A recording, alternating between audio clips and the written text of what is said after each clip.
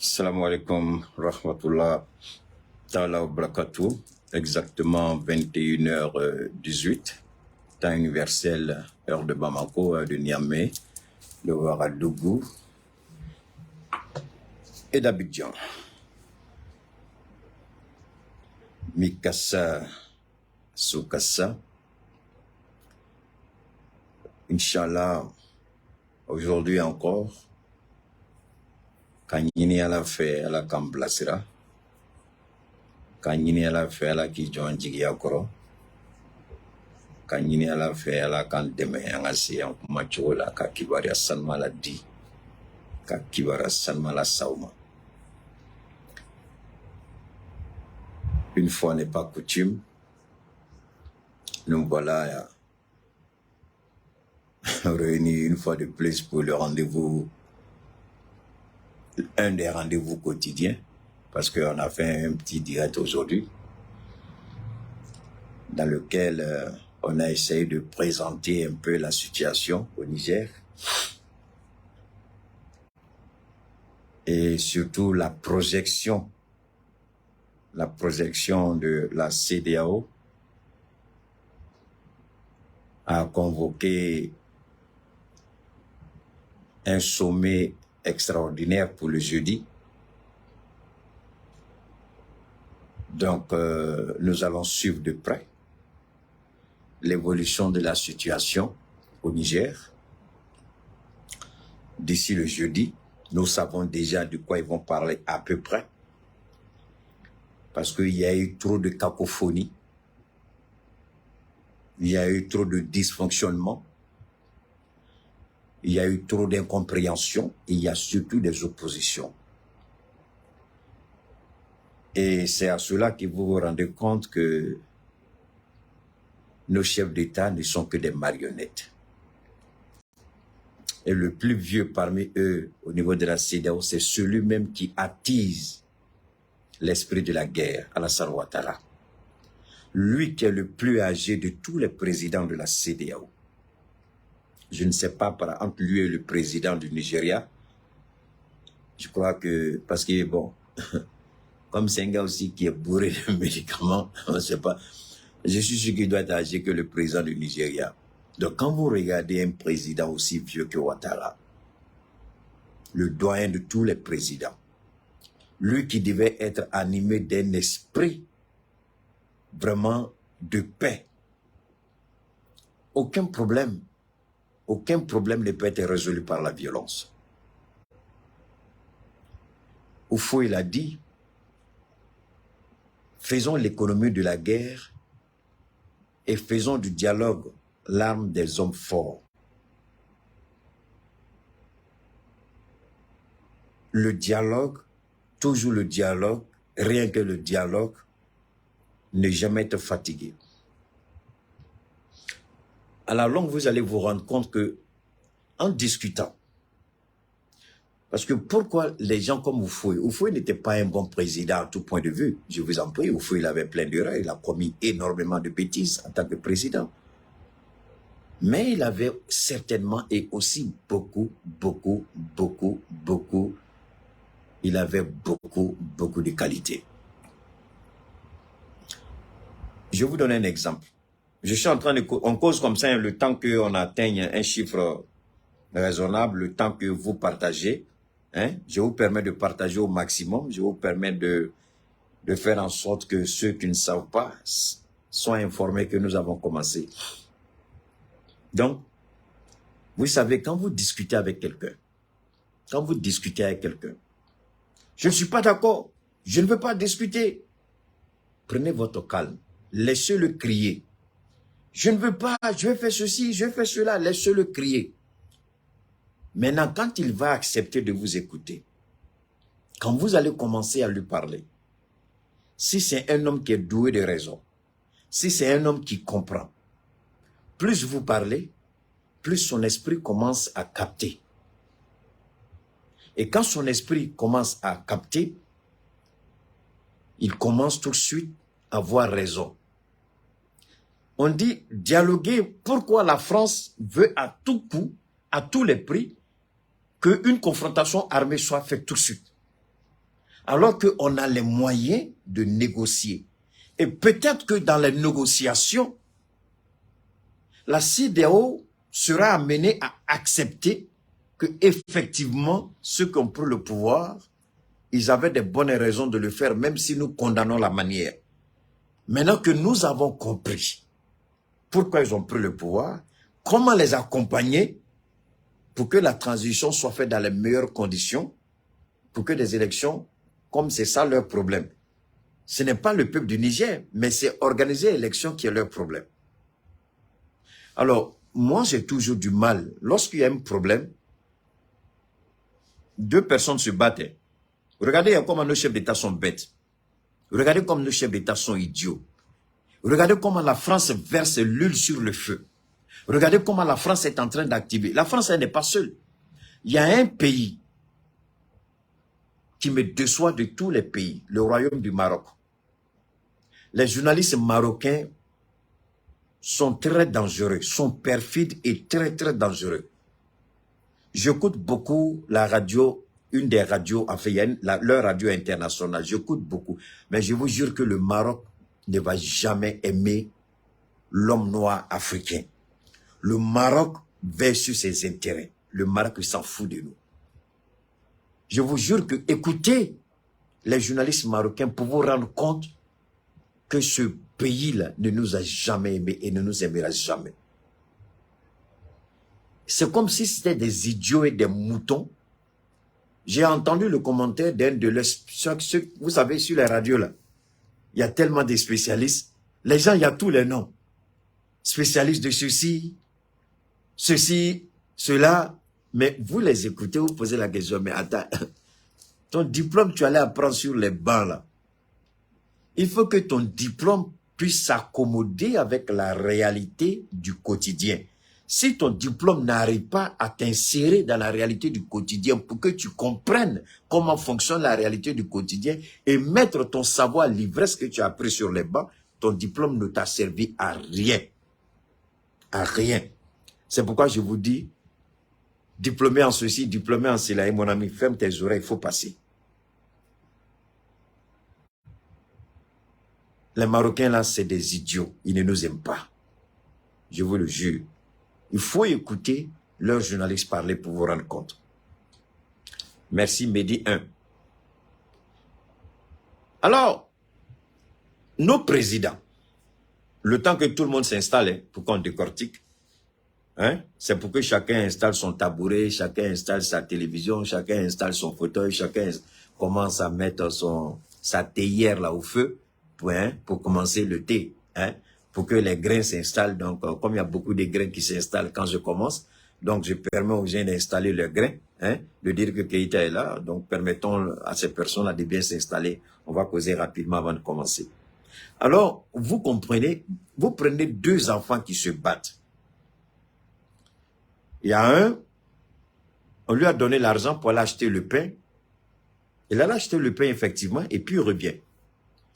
Un autre sort du carré, il arrête en cours de route et puis lui arrache le pain. Alors, au lieu que le chef de famille de celui qui a envoyé pour aller acheter le pain cherche à comprendre,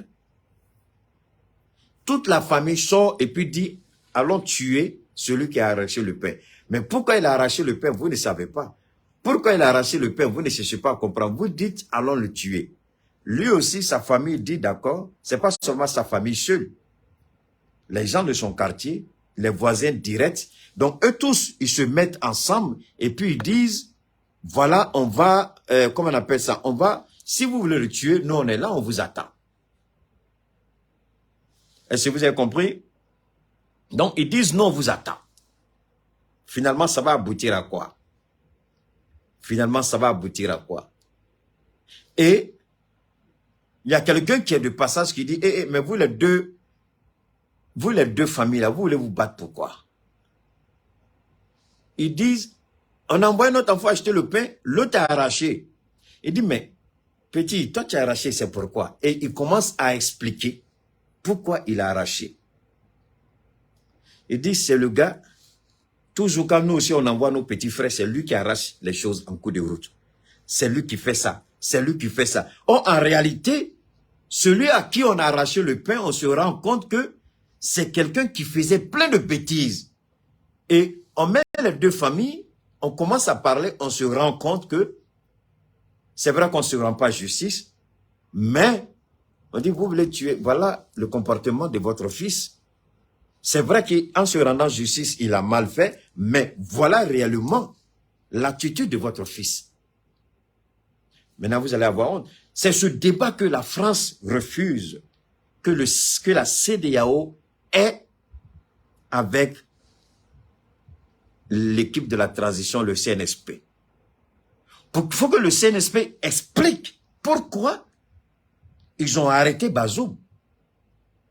Il faut que la CEDEAO vienne entendre leur part de vérité. Ah non, non, non, non, non, on ne veut pas. Il faut les tuer, il faut les chasser. Mais depuis quand vous avez vu, on vient et puis on enlève des gens, c'est-à-dire des militaires viennent, ils enlèvent quelqu'un au pouvoir et puis ils mettent un. Vous avez vu ça où?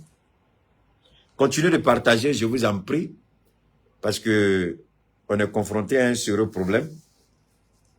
Mes administrateurs n'ont pas été assez rapides hier. Ils ont laissé les gens nous attaquer, jusqu'à ce que Facebook m'écrive pour dire que il y a des gens qui se sont plaints par rapport à ce qu'on faisait. Donc, voilà pourquoi je vous ai dit, pomper le maximum de cœur. Et quand je me suis expliqué, avec toutes leurs excuses, ils ont présenté leurs excuses, et puis ils ont laissé ma page tranquille. C'est là que mes administrateurs doivent jouer leur rôle ici. Bon, malheureusement, il y a un qui m'a dit qu'il a des problèmes pour agir. Bon, je dois gérer tout ça après, mais ce n'est pas un souci. Nous, on sait que tant qu'on est dans la vérité, on n'a pas peur. Parce que si Facebook m'a informé, et Facebook me dit, on te donne le droit de te défendre. Je me défends, Facebook me dit, tout ça, ça s'est fait hier nuit. Hein. Quand j'ai fini, j'ai présenté mon case. Facebook, avec toutes les excuses, Facebook présente ses excuses, et puis Facebook dit, allez-y. C'est pas compliqué, non? C'est ce que j'ai dit. J'ai dit, vous les ratez, les pervers, vous ne savez pas à qui vous avez affaire. Si vous savez qui je suis là, vous allez... C'est la malédiction qui amène quelqu'un à prendre son propre argent pour aller regarder un visage qu'il déteste, qu'il n'aime pas. C'est la malédiction qui pousse quelqu'un à aller dépenser son argent pour écouter quelqu'un qui n'a pas envie d'écouter. Donc, pomper le maximum de cœur.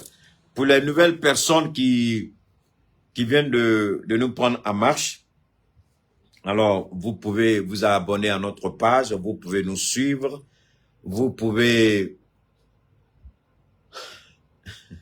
aimer notre page, suivez, aimez, abonnez-vous, activez la cloche de notification pour ne rien rater de ce que nous faisons. Continuez de partager et pomper le maximum de cœur. Donc, vous voyez, c'est très facile. Maintenant, qu'est-ce qui se passe réellement au Niger? Quelle est la situation au Niger? Parce qu'il y a beaucoup de personnes qui reçoivent, qui me disent qu'ils ont, je sais pas, Facebook est en train de récompenser beaucoup de, comment ils disent, qui reçoivent des, Allah. Merde, Facebook envoie il y a des cadeaux que Facebook envoie aux gens. Ceux qui participent beaucoup, ceux qui font beaucoup de commentaires, qui font beaucoup de partages, qui mettent beaucoup de... Je crois que Facebook leur donne... merde, j'oublie le nom du truc là. Il y a un truc que Facebook leur donne ça pour les encourager. Il y a plein de gens qui reçoivent ça. Chaque fois qu'ils le reçoivent, ils m'envoient des messages pour dire qu'on a reçu. Facebook est content de ce qu'on fait par rapport à tes directs. Donc, faites pour que vous puissiez recevoir ce que vous méritez de recevoir. C'est pas moi qui donne, c'est Facebook qui donne. Alors, on va commencer. Aminandala bon, bitouni ka massafo, ka alafo. Je vous en prie, ceux qui sont toujours pressés d'appuyer sur leur petit téléphone, parle en français. Je vous demande de vous maîtriser. D'accord? Apprenez à vous maîtriser et à écouter. Parce que si vous commencez à dire parle en français, vous allez suivre le direct là, autrement et ailleurs. D'accord? Voilà. Alors, Niger comme Damnela, Balmao. Kakuna full tellement de badges. Merci beaucoup, Sorobra. Les badges. Facebook donne des badges. Pour dire qu'ils ont bien fait. Des badges. Badges de capitaine. CEDEAO. Merci, c'est ça exactement. Super fan. CEDEAO. Ou ko. Tout à fait. Ko Niger. CEDEAO te safroule. Son anga dame le CEDEAO la. Francisco. Aye Alassane Dramane Ouattara wele. Ko ka ke chogo bela. Ko kana son ko CEDEAO ni Sorasu ka sigi ka kuma. Francisco. Kubu Jona Musaka Bey. Kele mana damine ou mago be fin la ou ko kele ke minao. Ou ko munition, ou ko bomu, ou ko mago be fin la. Francisco Kabi Jona Musaka Bey. Mais au Kanato, Sorasu ni Niger, CEDEAO ni Niger Sorasu kana sigi ka kuma. Ah, Chokoroba mwe chambi shegi anifla. Chokoroba mwe koroni CEDEAO président Bey. Chokoroba mwe kake ladili kele. Chokoroba mwe galon tige anenguka. Chokoroba mwe nembita samakiama don. Kuma mbe boa da ota songuka hakinatai. Kuma mbe boa da oti hakinaka hakinatai. Kuma mbe boa da. Abe kuma de fo. Amba fait kamou me kuma mkadan tlue. Me chokoroba dusu minenbe ka fi ina fo charbon. Juya ba kono. Mogoma ato a wolo den la no soro guillaume mouye fangata ka dama ka ninfere ka fangata ka di Alassane ma o présent mato soro la au ni alache o présent mato jamana wara mo la présent mato Laurent Gbagbo la Gbagbo mou kela sababu e ka kenni ale Alassane Ouattara kela candidat faut kana ke président o Gbagbo kele Alassane yo tokota ka bo liste électorale la Kafria te temauka, Nijuga te temauka, Nyangoya te temauka, Asiria te temauka, Jongunangoya te temauka, mais Chokoroba sambishegi anifla ayoke. Chokoroba mkanka tamasira yira doula, deula, kublasira. Alassane follow di kunganga fo. Ntafeka keleko kuma menklo la. Aye boni sira bay, sira mbato ni kobe ngirabo kasro ali mugu dengele machi. Ore tunganga ke Alassane Dramane Ouattara ka baray. Me Chokoroba ko aye wuli ne rebe sorasu di aye ta keleke. E ala, ni Chokoroba sugu jumay. Ni président sugu jumay. Président mkanga fo. Aye ntafeka keleko kuma me. Naube keleko kuma ke ne Ouattara tita. Ufwe mane kalon la. E mkoko ufwe ka kalange den. Mkoko la paix kadi imana na nyekele ni sigini kumal iba fo wallahi meka mogo mingina fleni meka fe mingina fleni meka mogo mingina fleni me billahi ni ala ya kono daele inyeka da sonkula ibi kungulo mineka kule ko ja ninde ni choroba ya sidi choroba nyangoy. Alors, ce que je disais, le plus vieux de tous les présidents de la CEDEAO, partagez, je vous en prie. Après l'attaque d'hier, c'est tellement que Facebook va essayer de restreindre notre audience. Donc, empêcher le maximum de personnes de savoir que nous sommes en ligne. Vous voyez, logiquement, à cette allure-là, on devait être déjà à 2000. Mais on n'a même pas encore atteint 1000. Hein. On est en train de tourner à 900. Quand on va atteindre 1000 net, vous voyez le nombre de chutes. Vous voyez, on est en train de descendre. Quand ça monte, ça descend. Ils font exprès. Souvent, ils créent des mauvaises connexions pour empêcher les gens de nous suivre. Mais je vous en prie, partagez jusqu'à éclater, je ne sais pas, le compteur. Partagez. Et pompez des millions de cœurs. Partagez et pompez les cœurs. Ils sont en train de restreindre. Sinon, en temps normal, vous savez que ça, ce n'est pas la capacité de Keïta, mais ce n'est pas un souci. On va continuer à faire notre diète. Alors donc, je le disais, Alassane Ouattara Alassane Ouattara, c'est ça. Lui qui devait dire au niveau de la CEDEAO, l'option militaire ne peut jamais être sur la table. Il faut toujours négocier. Parce que dans la négociation, vous parlez, moi je parle. Je vous écoute, vous m'écoutez. On échange. Et dans les négociations, forcément, on va arriver à un niveau où la CEDEAO va comprendre que l'action des militaires est salutaire pour toute la région. Alors la France dit à Ouattara, fait tout pour ne pas qu'il y ait négociation. Imposer d'abord lorsque Bazoum, qui était le président des présidents de l'UMOA, Bazoum arrêté, c'est Alassane Ouattara qui a présidé la réunion de l'UMOA. C'est pourquoi vous avez vu les sanctions les plus criminelles de l'histoire de cette organisation. Finalement, l'UMOA est une organisation criminelle. L'UMOA est une organisation qui ne mérite même pas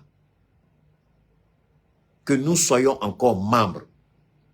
Comme la France utilise des présidents comme Ouattara, comme la France utilise le franc CFA, comme la France utilise des leviers économiques, alors nous demandons à nos 3 présidents qui sont encore membres de l'UMOA, qui ont le franc CFA en commun, de commencer à réfléchir pour se retirer définitivement du franc CFA. Parce que les gens ont l'impression que nos pays ne peuvent pas se retirer du franc CFA. Alors que nous pouvons et nous devons. Parce que le franc CFA, c'est une monnaie de domination et d'esclavage. Je vous donne des exemples simples pour que vous compreniez ce qui se passe au Niger aujourd'hui. C'est la France qui émet le franc CFA. C'est la France qui détermine la politique monétaire du franc CFA. C'est la France qui donne des directions par rapport au taux directeur, par rapport à la politique monétaire, par rapport aux orientations économiques du franc CFA. Donc, le gouverneur de la BCEAO, on veut nous faire croire qu'il est autonome, mais il n'est pas autonome. Parce que qu'ils nous disent quelle est la capacité de l'or des pays membres de l'Union, c'est-à-dire de l'UMOA. Je veux que le directeur ou le gouverneur de la BCEAO nous dise où se trouve l'or des pays membres de l'UMOA. Où se trouve l'or? Je n'ai pas encore la confirmation si Bazoum a vraiment signé sa lettre de démission. Mais s'il a signé, je vois que mes administrateurs sont là. Donc, Bathily, tu connais mon 66. Il faut regarder si c'est vrai. Tu m'envoies le document sur le 66 que tu connais. Bathily, s'il te plaît. Pour le moment, je suis connecté sur un certain nombre de... Je n'ai pas encore vu. Donc, je reste à l'écoute. Alors, donc, on continue de partager. Je vous en prie. Ça commence à monter. Le nom commence à monter. Partagez. Partagez et cassez la baraque. Partagez, faites sauter le compteur. Le cœur et le partage. Les cœurs et le partage. Je vous en prie, faites-le. Alors donc, la France contrôle une monnaie et cette monnaie, le seul langage de cette monnaie qu'on entend, c'est la stabilité. Tous les présidents de l'UMOA parlent de stabilité. Stabilité. Stabilité. Maîtrise de l'inflation. Stabilité. Maîtrise de l'inflation. Stabilité. C'est tout. À part ça, il n'y a rien. Donc, on va passer notre vie, notre existence dans une monnaie stable. Nos enfants ne verront jamais l'horizon. Nos enfants ne connaîtront jamais le développement. Nos États ne seront jamais développés à cause de la stabilité soi-disant monétaire. Mais si telle est leur préoccupation d'avoir une monnaie stable, pourquoi l'euro n'est pas une monnaie stable? Posons-nous cette question. Pourquoi le dollar n'est pas une monnaie stable? C'est parce que la force d'une monnaie se trouve dans l'instabilité de la monnaie. On dit, Keïta, comment tu peux dire ça? Je mets tous les économistes du monde au défi. Pour qu'une monnaie soit compétitive, il faut qu'elle puisse se frotter à d'autres monnaies. il faut que cette monnaie puisse compétir sur le marché international par rapport au stock.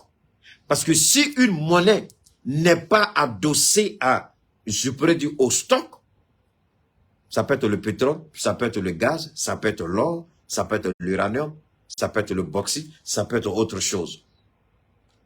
Tant que la monnaie, parce que c'est en fonction de la variation du marché, de la fluctuation du marché, que la monnaie monte et la monnaie descend. Quand la monnaie monte, cela vous donne une idée de la santé de votre économie. Quand la monnaie descend, cela vous donne une idée de la santé de votre économie. Vous prenez maintenant des dispositions pour essayer de pallier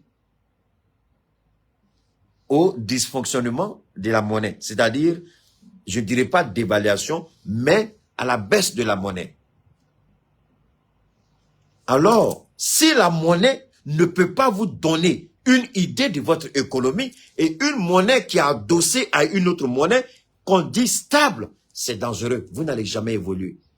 Parce que vous ne saurez pas comment amortir le choc de votre économie. Vous ne saurez pas comment relancer votre économie. Vous ne saurez pas comment développer une politique monétaire pour aller. Vous restez au même niveau.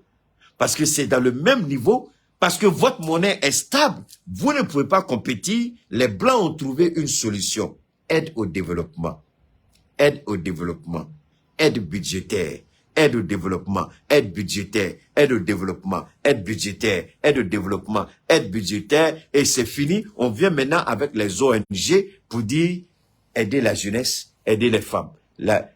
Comment on appelle, activité rurale, comment vous dites, autonomisation des femmes, blablabla, blabla, activité ceci, activité génératrice de revenus, blablabla, blablabla. Voilà comment on nous a manipulés et on nous a menti. Le franc CFA, c'est la pire monnaie que l'Afrique puisse avoir. C'est la pire monnaie qu'on puisse avoir entre nos mains. C'est à cause du franc CFA qu'on parle d'aide au développement, qu'on parle d'aide budgétaire. Les Américains n'ont pas besoin d'aide budgétaire. Ils produisent leur propre monnaie. Leur monnaie va sur le marché. Ils regardent ce qu'ils font. Mais c'est l'un des pays les plus endettés au monde. Mais pourtant, ils n'ont pas besoin d'aide budgétaire. Combien de pays ont besoin d'aide budgétaire, aide au développement? C'est chez nous ici qu'on voit. C'est en Afrique qu'on voit. Vous voyez comment Facebook nous a véritablement restreints. On ne peut même pas rester assez longtemps dans les milliers de personnes qui nous suivent. Quand 1000, on commence à monter, on nous fait descendre. Quand on commence à monter, on nous fait descendre. Mais je vous dis, partagez, je vous en prie, et pompez le maximum de cœur. Partagez, je vous en prie. Alors, maintenant, le Niger, on veut maintenir le Niger. Parce que le président, contrairement au badaud président, au ridicule président, la France a fait une étude et la France a mis la DGSE, leur service de renseignement, sur le coup. La France les a mis sur le coup. Pourquoi? Pour anticiper nos actions, pour anticiper et nous empêcher. Je m'explique. Si on permet et au Niger, et au Burkina, et au Mali, d'avoir une sorte d'entente, la France sait que inévitablement, les 3 pays vont se retirer de la zone franc. Sur les 7 pays, sinon on se retire, il ne reste que 4. Et on va demander notre or. Si les 3 pays retirent leur or du trésor français, la France va commencer à fléchir. Donc, la position de 5e puissance économique mondiale, je ne sais plus si c'est toujours le cas, la France va perdre. Ça, c'est la première conséquence. Deuxième conséquence, la France n'aura plus accès à nos ressources naturelles avec un taux avec un pourcentage, autant pour moi, un pourcentage de 10%. Donc, le système de 10%, c'est terminé. La même France, avec Total, payait à la Libye de Kadhafi 85% des bénéfices sur le pétrole. Je dis bien 85%, vous avez bien entendu, avec la Libye. 85%. Mais pourquoi c'est le Niger, c'est 10%, le Mali, c'est 10%, le Sénégal, c'est 10%, la Côte d'Ivoire, c'est 10%. Allons-y comprendre quelque chose. Parce que Kadhafi a dit niet. Alors, ils ont peur. La prise de conscience, la révolution intelligente, le refus de la domination et du pillage de nos ressources naturelles. Le Mali est en train de modifier son code minier pour monter à un pourcentage beaucoup plus élevé. Le Burkina est en train de modifier son code minier pour monter à un pourcentage beaucoup plus élevé. La Centrafrique est en train de modifier son code minier pour monter à un niveau beaucoup plus élevé. Alors on a peur. Si le Niger rentre en jeu, 70% de l'uranium utilisé par la France vient du Niger. 25% de l'Union européenne vient du Niger. Avec un taux de 10%. Donc imaginez que le Niger monte seulement à 40%. Ou à 50%. Ou à 60%. Est-ce que le Niger aura besoin d'aide au développement? Est-ce que le Niger aura besoin d'appui budgétaire? La Libye de Kadhafi n'a jamais eu besoin d'aide au développement. Au contraire, c'est Kadhafi qui finançait les infrastructures dans nos pays. La Libye de Kadhafi n'a jamais eu besoin ni d'aide budgétaire, ni d'aide au développement. L'argent de son pétrole a construit son pays qui sont venus détruire après, avec l'OTAN. Si nos matières premières sont payées à un prix raisonnable, on n'aura jamais besoin d'aide au développement ou d'aide budgétaire. Mais pour nous maintenir dans la domination, dans la captivité, il y a un narratif mensonger. Quand vous regardez un vieillard comme Alassane Ouattara de 82 ans qui dit qu'il a un PhD et qui est incapable de comprendre le béaba de comment sortir de la domination occidentale, je me pose la question, est-ce qu'il a payé son PhD ou est-ce qu'il a réellement eu son PhD? Parce qu'aux États-Unis, il y a le vrai faux et puis il y a le faux vrai. C'est-à-dire, vous pouvez payer un faux diplôme qui est vrai. On va fouiller l'école qui va vous livrer ça. On va à l'école, on va trouver vos traces. On trouvera même vos écrits, vos manuscrits, tout. Comment ils font ça, je ne sais pas. Et là, c'est beaucoup trop cher. Mais le faux vrai, on vous vend, il n'y a pas de traces. Si on fait enquête, on trouvera que vous n'avez rien fait. Ouattara, quand vous regardez le cursus de Ouattara, lui qui, quand vous l'écoutez, et puis vous regardez son cursus scolaire, il y a problème. Vous vous rendez compte que ce qu'il dit ne correspond pas à quelqu'un qui a fait un PhD. Mais laissons ça passer. Alors, je reviens pour dire, une fois de plus, j'insiste, le Niger, en modifiant son code minier, n'aura plus besoin d'aide budgétaire, d'aide au développement. Donc, peuple du Niger, aujourd'hui, ça peut sembler difficile, et c'est le narratif qu'on vous sert. Ah, un pays qui devait recevoir ceci, il y avait un emprunt obligataire, il y avait un emprunt sur un emprunt obligataire sur le marché de l'UMOA que l'UMOA a annulé de 30 milliards. La France dit suspension d'aide budgétaire, suspension d'aide au développement. L'Allemagne, suspension aide budgétaire, suspension aide au développement. Union européenne, même chose. Mais vous voyez qu'ils se foutent de nous. Vous voyez qu'ils nous insultent. Les gens qui nous volent, notre énergie qui fait tourner leurs entreprises.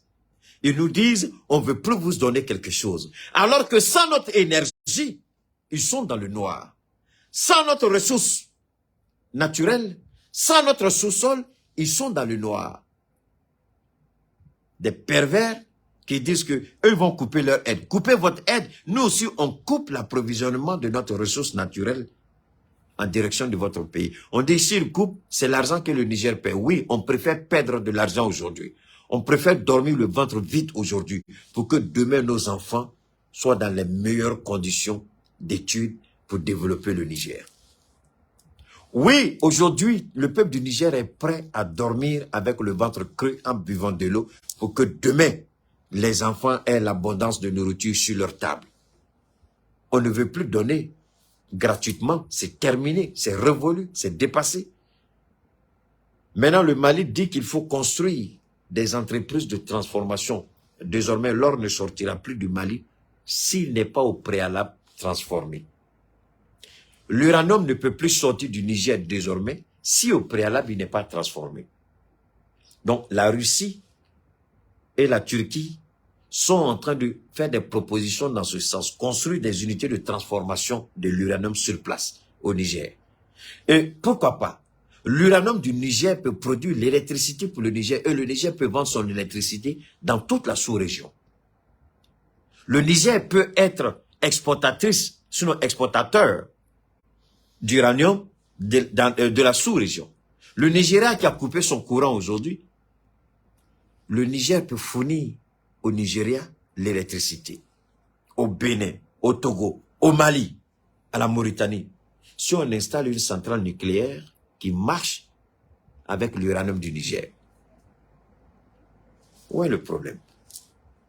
Ils croient qu'ils nous sommes bêtes, ils croient que nous ne pouvons pas comprendre, ils croient que nous sommes... Non. Alors maintenant que la France a mis tout en œuvre pour éviter qu'il y ait une négociation, je vous ai dit, si Dieu est dans ce combat, si Dieu est dans ce combat, je vous ai dit que si Dieu est dans ce combat, le Niger gagnera ce combat. Bah, j'arrive. Tu veux quoi? Hein? Donne-moi une seconde. Tu veux quoi? J'ai pas compris quoi? Non, non, non. Il est nuit et le courant est coupé. Tu peux pas aller. Demain, vous allez vous voir. Alors donc, je répète ce que j'ai dit. Le courant est coupé, il est nuit. Il va aller chez son cousin en haut. Comme c'est un immeuble, mais le courant est déjà coupé. Nous, on a l'électricité ici grâce au groupe, mais les autres, tu vas sortir pour monter, c'est trop compliqué. Il est déjà presque 22 heures pour un enfant de 6 ans, je ne peux pas accepter. Alors donc, je répète, la France ne voulait pas voir la CEDEAO discuter avec le Niger. Je vous ai dit que le Niger est une arme entre les mains de Dieu pour mettre un terme à la bêtise française. Depuis le jour où Macron est sorti pour aller s'asseoir dans une salle de classe, parler à des enfants, à des esprits faibles, à des petits-enfants, dire à ces petits que c'est possible qu'un homme et un homme doivent s'aimer. Une femme et une femme peuvent avoir des relations intimes.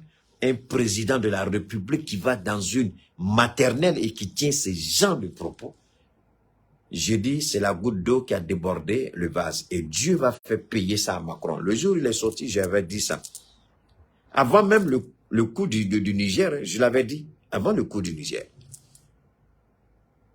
Et aujourd'hui, Macron, il a commencé à payer son arrogance, sa bêtise humaine, sa barbarie morale. Ce qui se passe au Niger, ce n'est pas fortuit. Ce qui se passe au Niger, ce n'est pas un cas isolé. C'est un plan qui a été mis en place bien longtemps, même la création du monde par l'éternel Dieu. Je ne parle pas aux non-croyants, ceux qui ne croient pas en Dieu. Je vous en prie, ce message-là n'est pas pour vous. Parce que vous ne comprendrez rien dans ce que je dis anyway. Ce message-là, c'est pour ceux qui croient en Dieu. Avant ce jour-là, avant la création du monde, ce jour-là était déjà prévu. Donc, le Niger vient boucler la boucle. Mali, Burkina, Niger. Et la Guinée sera notre porte d'entrée et de sortie. Parce que Dieu savait que le Togo, le Bénin, la Côte d'Ivoire, le Sénégal, ce ne sont pas des présidents fiables. C'est la raison pour laquelle Dieu a enlevé Condé et puis il a mis Doumbia. Parce que Dieu savait que ces trucs-là allaient se produire. Donc il fallait préparer le terrain. J'ai dit encore que si ce que je dis est l'émanation de la volonté de Dieu, la CEDEAO ne pourra jamais, on n'a pas encore commencé, ce n'est que le début, mais je ne fais que planter le décor. la CEDEAO ne réussira jamais à faire plier le Niger parce que la volonté de Dieu est en train de se manifester. Aujourd'hui, au sein de la CEDEAO, il y a des voix discordantes. Il y a des oppositions. On dit, mais si on peut discuter, pourquoi faire la guerre? On ne les a jamais écoutés. On n'a jamais prêté. C'est vrai qu'il y a un processus démocratique qui a pris un coup. C'est vrai. Un président démocratiquement élu a été évincé. C'est vrai. Mais quoi qu'il en soit, il y a une cause, il y a une raison. Approchons-les et puis posons-leur des bonnes questions. Mais comme le président répond criminel à tout point de vue, qui ment, il vous regarde et il ment. Il vous tue et puis vous dit non, je suis en train de vous soigner. Pendant qu'il est en train de vous tuer, il vous dit non, je suis en train de vous embrasser.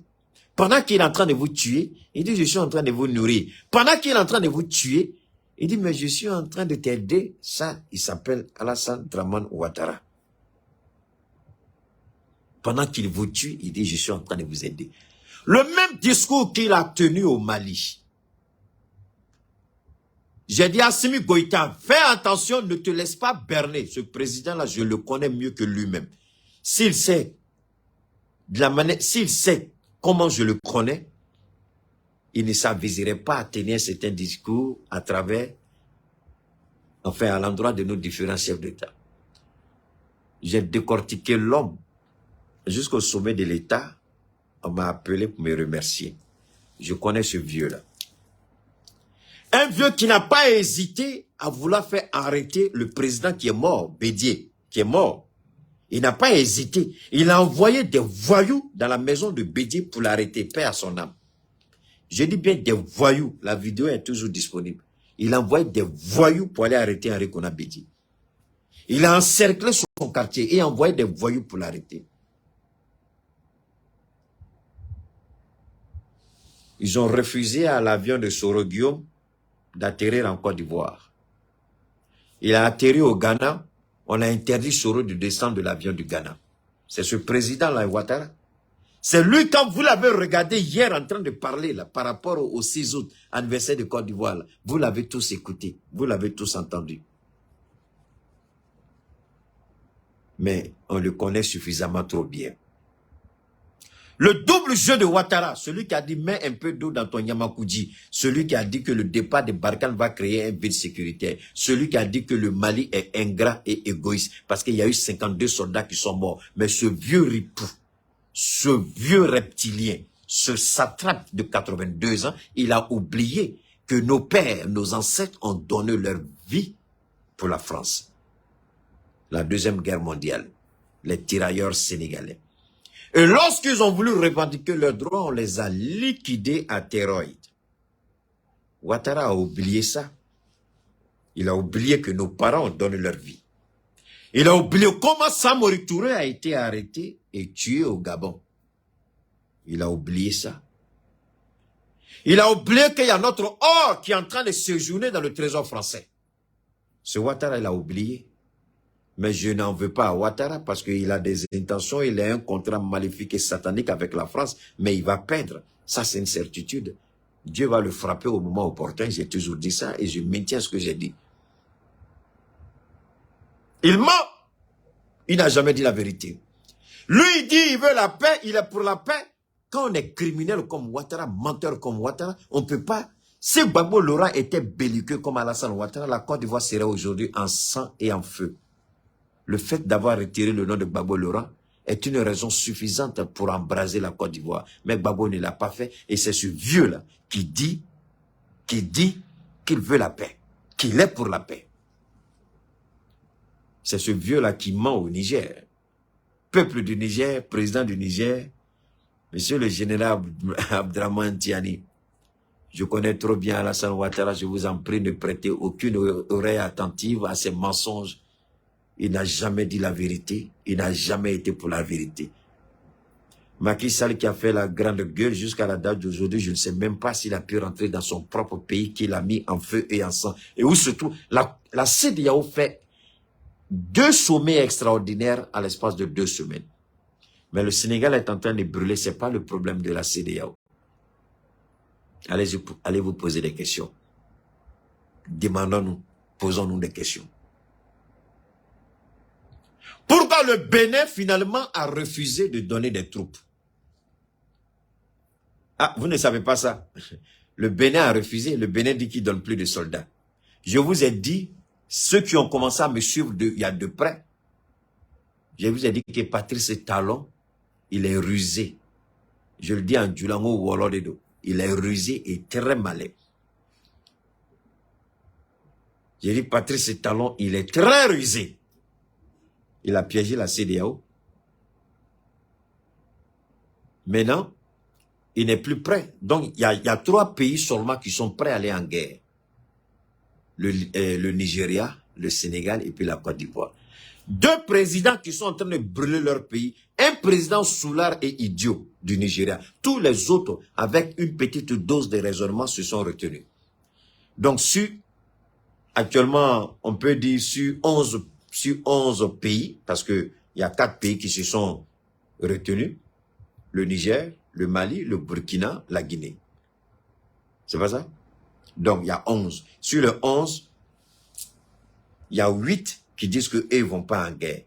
Il y a 3 belliqueux qui disent on va aller en guerre. Et on dit que c'est maintenant que les Européens se souviennent que le Nigeria, que le Sénégal a une armée professionnelle, que le Nigeria est une armée puissante de plus de 150 000 hommes. Vous êtes vraiment pitoyable. Vraiment, vous êtes minable comme journaliste. Vous n'avez rien saisi. Si le Nigeria était aussi une armée puissante, le gars de Boko Haram là, Aboubakar Shakur ou bien quoi là, ce gars là, jusqu'à la date d'aujourd'hui, le Nigeria a pu faire quoi?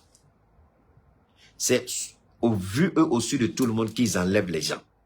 Ils enlèvent des gouverneurs, ils les tuent. Ils enlèvent des sénateurs, ils les tuent. Je vous en prie.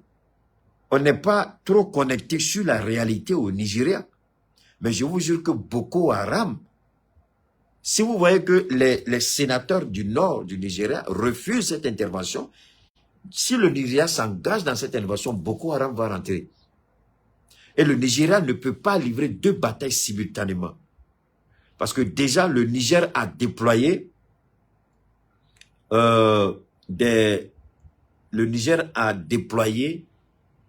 vraiment un grand nombre de soldats à la frontière et du Nigeria et du Bénin. C'est ce que je vous ai dit. Hein. Donc le Niger Safroulé a déployé un grand nombre de soldats à ses frontières. Ce n'est pas les soldats seulement, je vous en prie. Ce sont des blindés, ce sont des avions. Ils ont déployé. Les soldats, les blindés légers sont à la première ligne. Pardon, les blindés sont à la première ligne. Les blindés légers sont à la deuxième ligne. Maintenant, les aéronefs, les drones, tout ce que vous pouvez imaginer sont derrière, qui viendront en appui. Donc, ils attendent les mouvements. Et déjà, ils savent, c'est ce que je vous ai dit aujourd'hui, ce matin, que la Russie a mis ses satellites à la disposition du renseignement militaire nigérien. À la demande du Mali et du Burkina, la Russie a orienté un certain nombre de satellites sur le Niger. Donc, ils savent. On leur a dit, attention, si vous allez, ça va. C'est pas la France. La France voulait les emmener dans un gouffre pour trouver une excuse, elle, pour intervenir. Parce que quand la CEDEAO va échouer, la France va vouloir venir en appui. C'était ça, la stratégie de la France. Envoyer la CEDEAO et sachant bien que la CEDEAO ne pourra pas. Donc, je dis à ces petits journalistes minables de Medi 1 du Maroc, là, si la CEDEAO, si le Nigeria pense qu'il est garçon, là, au nom de savoir, ils sont tellement bêtes qu'ils se... Attendez, je vois quelque chose. Attendez, je vais voir. Voilà, je vais. Donc, ceux qui disent, ces petits journalistes marocains, spécialistes de ceci, spécialistes de cela, c'est des menteurs. Ils ne connaissent absolument rien. C'est faux. C'est les États-Unis qui sont considérés comme la première puissance militaire, selon eux. Est-ce que les Américains n'ont pas fui de l'Afghanistan? Donc, quand des journalistes viennent et puis se disent spécialistes, ils parlent, moi je les regarde et puis je dis, est-ce que les Américains n'ont pas fui de l'Afghanistan? Je vous pose question. Est-ce que les Américains n'ont pas fui de l'Afghanistan? Je sais que vous savez ça. Ça, c'est un. Est-ce que l'Arabie Saoudite, qui est plus armée, plus équipée que la CEDEAO, est-ce que l'Arabie Saoudite n'a pas échoué au Yémen? Aujourd'hui, je vous parle. Est-ce que l'Arabie Saoudite n'a pas échoué au Yémen? Ok. Donnez-moi une seconde. Hein. Je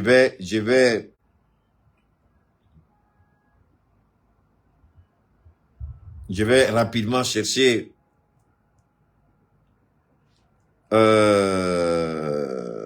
Je vais rapidement vous montrer l'image. Partagez, je vous en prie.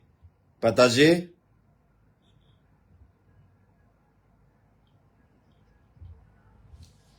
Je vais juste vous montrer. Voilà, c'est ça là que je voulais vous montrer. Une scène surréaliste à l'aéroport de Kaboul. Un vidéaste amateur filme des Afghans prêts à prendre tous les risques pour monter dans cet avion militaire américain destiné à évacuer les personnels diplomatiques. Regardez ça. Même cet hélicoptère ne parvient pas à disperser la foule sur la piste au moment du décollage.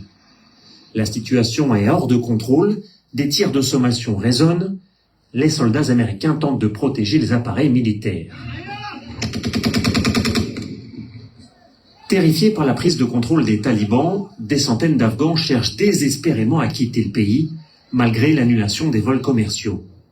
Évacuation du personnel américain, mais aussi espagnol, italien comme ici, et français notamment. Alors, ces petits, je vous montre ça, ces petits journalistes marocains là, qui ne connaissent rien, ceux qui se disent spécialistes, là, tous ceux qui font la grande gueule, le Nigeria, ceci, le Nigeria, les Américains n'ont pas fui de l'Afghanistan. Les Américains n'ont pas fui de l'Afghanistan. Est-ce que les Américains n'ont pas fui de l'Afghanistan? Ils ont fui. Est-ce que l'Arabie Saoudite, super riche, plus que la CEDEAO et l'Afrique et l'Union africaine réunies, ils ont réussi à faire bouger les choses au Yémen? Non. Donc quand les gens parlent, peuple du Niger, ayez la tête froide. Dieu est en train de mener ce combat-là pour vous. La France, elle sait qu'elle ne peut jamais gagner cette guerre, mais elle veut utiliser la CEDEAO et venir en renfort après pour essayer de vouloir s'imposer. Lorsque nos soldats seront peut-être fatigués face à la CEDEAO, la France maintenant viendra pour jouer les héros et puis dire qu'elle va s'interposer. Et puis, vous allez voir que la situation va changer. C'est pourquoi Faure Gnassingbé, il a dit, moi, je ne suis pas prêt à donner des troupes. Ce n'est pas une question de moyens, mais je privilégie le dialogue. Le président Patrice Talon, il est revenu à la raison. On lui a dit, mon ami, méfie-toi. Il dit, c'est bon, mais nous, on privilégie.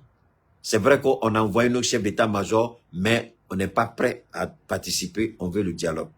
Donc finalement, le président du Nigeria, il dit, mais attendez, personne ne veut donner des troupes. Maintenant, le contribuable nigérien se pose la question. Pourquoi c'est le Nigeria qui doit aller, alors qu'eux-mêmes, ils ont des problèmes? Pourquoi c'est le Nigeria qui doit porter le chapeau? Donc, on veut blaguer et pousser le Nigeria en faisant croire au Nigeria que c'est une superpuissance. Elle a les moyens, elle est équipée, elle est professionnelle, elle a les armes. Même ces maudits Marocains ont essayé de dénigrer notre armée. Bon, nous, on ne parle pas beaucoup. On dit c'est au pied du mur qu'on voit le vrai maçon.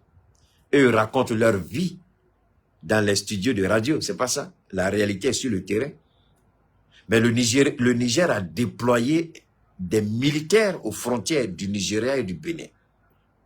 Mais on n'a pas oublié le Tchad, hein, je vous en prie. Le Tchad reste à surveiller. C'est pourquoi la Russie a orienté ses satellites au-dessus du Niger pour récolter les informations et les faire remonter au niveau des 3 chefs d'état-major qui désormais travaillent en coordination.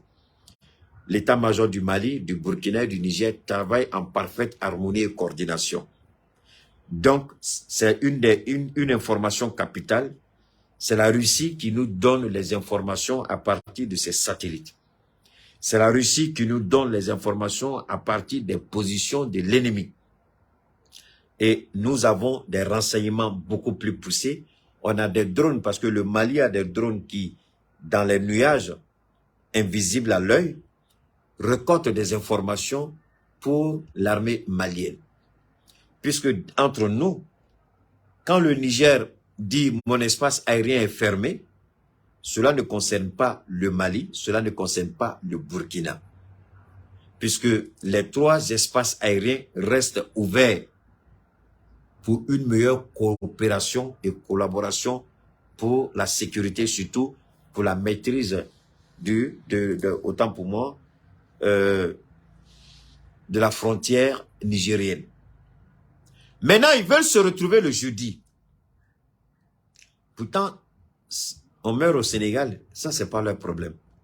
Il y a des prisonniers politiques en Côte d'Ivoire, c'est pas leur problème. Mais ils vont se retrouver le jeudi pour parler. Mais ils vont se retrouver pour parler de quoi? Parce que les sénateurs ont refusé. Et le président du Nigeria, il était bête. Il a été bête et il a piégé tout le monde. Il a fait la grande gueule et après, il va demander le soutien, pas l'autorisation. Parce que là, il faut qu'on soit clair. C'est-à-dire que même à l'état actuel des choses, le président du Nigeria, s'il veut engager la guerre, il peut le faire. Malgré que le Sénat ne lui ait pas donné ce qu'il veut. Il peut le faire et puis ensuite saisir le Sénat. Maintenant, le problème c'est quoi? Puisque le Sénat ne l'a pas soutenu. S'il lance une opération aujourd'hui et que l'opération va prendre du temps, donc les moyens, le Sénat peut refuser de donner les moyens puisqu'ils ont déjà dit non. Ça, c'est une possibilité. Donc, c'est un choix difficile pour lui. Deuxièmement, si l'opération qu'il lance, on se rend compte qu'il y a des effets désastreux sur le sol du Nigeria, on peut l'attaquer et essayer même de le destituer. Donc, il y a un risque politique énorme que la presse mainstream, que la presse occidentale que vous connaissez, fait exprès d'ignorer et de ne même pas en parler. Je répète, ils font exprès d'ignorer et de ne pas en parler. Parce que le président du Nigeria, il sait que s'il s'engage dans ce conflit, il n'a pas eu le soutien du Sénat. En cas de dérive, on peut l'attaquer et demander sa destitution pour avoir engagé les forces armées du Nigeria. Et l'armée a été ridiculisée. Parce que si le Nigeria, il se trouve que les soldats nigérians meurent comme des mouches et qu'on les détruise, ça va devenir problématique. Ça va devenir très compliqué. Et si on se met à abattre leurs avions, on se met à détruire leurs blindés, le président, il aura tous les problèmes. Tinubu, il aura tous les problèmes du monde. Donc, on lui a dit, c'est un risque. Donc, quand il a parlé, certainement, ses conseillers lui ont dit, monsieur le président, ne faites pas ça. Pour vous couvrir, demandez l'autorisation du Sénat. On est certain que le Sénat ne va pas donner, mais politiquement, vous aurez gagné. C'est-à-dire, on vous donne une porte de sortie. Vous avez trop vite parlé, mais vous avez besoin d'une porte de sortie. Donc, il faut que le Sénat, si le Sénat dit non, cela vous donne une porte de sortie. Si le Sénat dit oui, cela vous donne une porte de sortie. C'est comme le procès d'Ousmane Sonko, où le procureur a donné une porte de sortie au juge. Au lieu d'être condamné pour viol, on lui dit, non, si tu ne le condamnes pas pour viol, bon, il faut le condamner pour abus, pour, comment on appelle ça même là, corruption de la jeunesse. C'est la même chose. Donc, et les conseillers de Tinubu, ils ont été très intelligents et très rapides. C'est pourquoi Tinubu, il a fait une déclaration. Il n'a pas fait une demande pour avoir l'autorisation du Sénat. Il a fait une lettre pour informer le Sénat et avoir son soutien. C'est totalement différent. Il n'a pas fait une demande d'autorisation, mais une demande de soutien. Et on lui a refusé le soutien. Donc, politiquement, c'est un suicide s'il s'amuse. C'est-à-dire que le peuple du Nigeria ne le soutient pas. Les sénateurs du Nigeria ont refusé de leur accorder leur soutien. Maintenant, et il se rend compte que au niveau de la CEDEAO, ils étaient 4 au départ, maintenant ils se retrouvent 3. Patrice Talon dit que lui ne peut plus envoyer, lui préfère le négocier. George Weah est sorti et dit au lieu d'attaquer le Niger, parlez d'abord à Ouattara, parlez à Macky Sall, parlez à tous les autres présents qui veulent modifier leur constitution pour se maintenir au pouvoir. Donc ça veut dire qu'au sein même déjà de la CEDEAO, il y a un problème. George Weah dit, je ne suis pas d'accord. Patrice Talon, il se retracte. Faure Gnassingbé, il dit, négocions. Sierra Leone dit, négocions. Oumarou Barrow Sissoko, lui-même là, qui dit qu'il faut créer une force anti-putsch, lui-même, il n'est pas capable de donner un seul soldat de la Guinée-Bissau. La Gambie dit on n'a pas les moyens. Donc la Gambie ne peut pas, la Guinée-Bissau ne peut pas. Donc finalement, la Mauritanie dit niet. L'Algérie dit c'est un risque considérable. Donc la CEDEAO voit que c'est compliqué. Il n'y aura pas de soutien extérieur. Donc tout va reposer. C'est quand ils font la grande gueule. J'ai vu, permettez-moi, j'ai vu un Guinéen. J'ai vu, son nom c'est Dr Sékou Condé. Dr Sékou Condé, président du parti Arena, homme politique guinéen. La CEDEAO a tous les moyens d'intervenir, mais il faut qu'on accepte les négociations. La CEDEAO n'a aucun moyen. Voilà des gens qui veulent être présidents de leur pays, mais qui ne maîtrisent même pas les données réelles de la géopolitique en ce moment. La CEDEAO n'a aucun moyen. La CEDEAO n'a aucun moyen à la CEDEAO. On sait que pendant les indépendances, nos chefs d'État font défiler les militaires. On fait défiler les véhicules. On fait survoler les avions, les hélicoptères, les avions, les parachutistes, on voit tout ça. Mais ça, c'est encore théorie.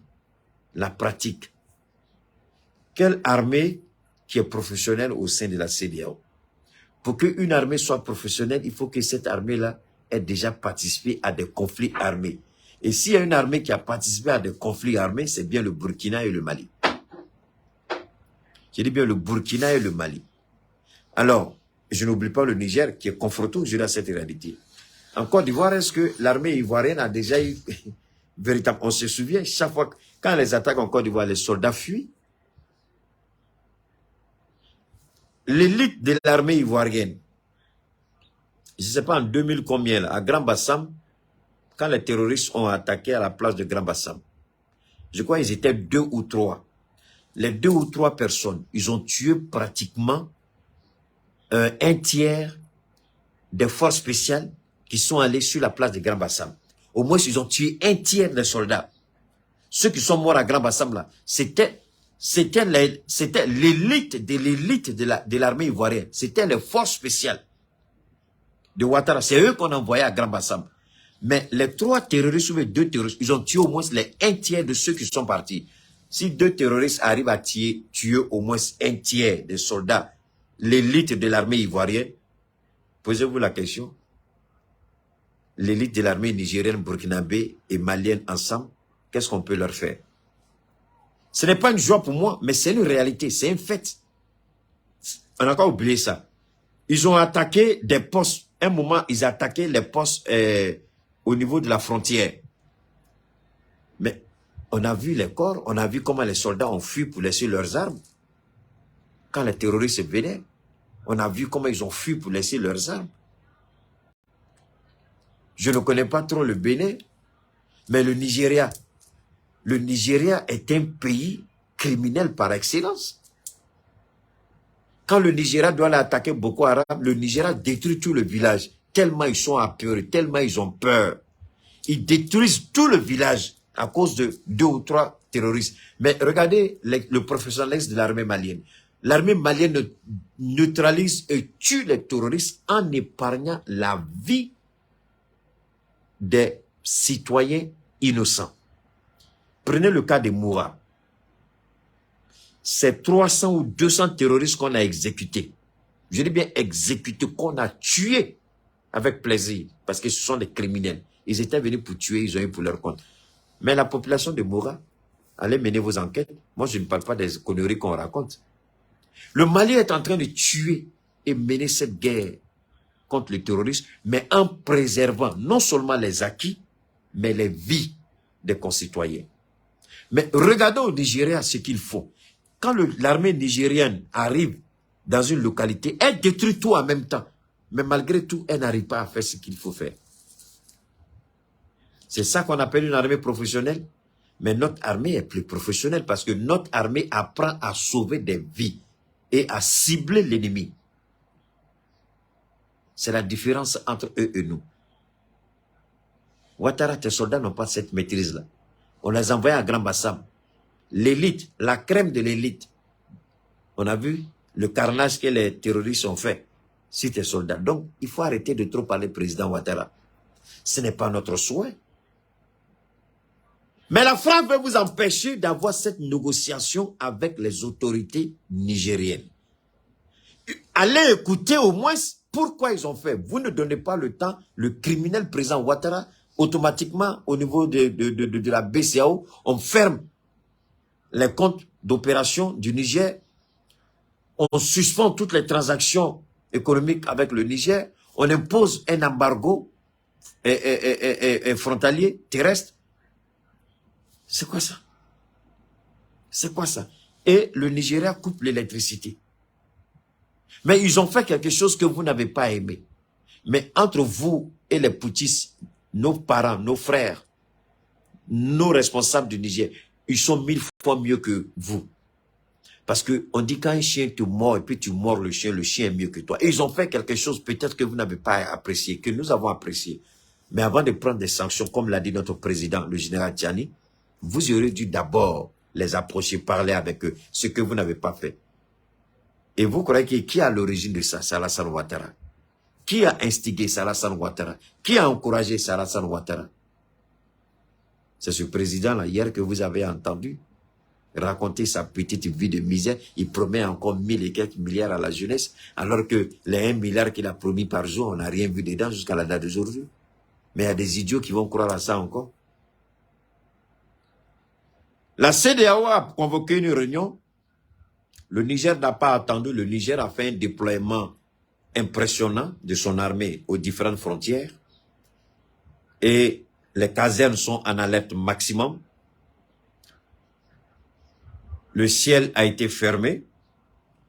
Le Mali a fait avancer ses radars et en même temps,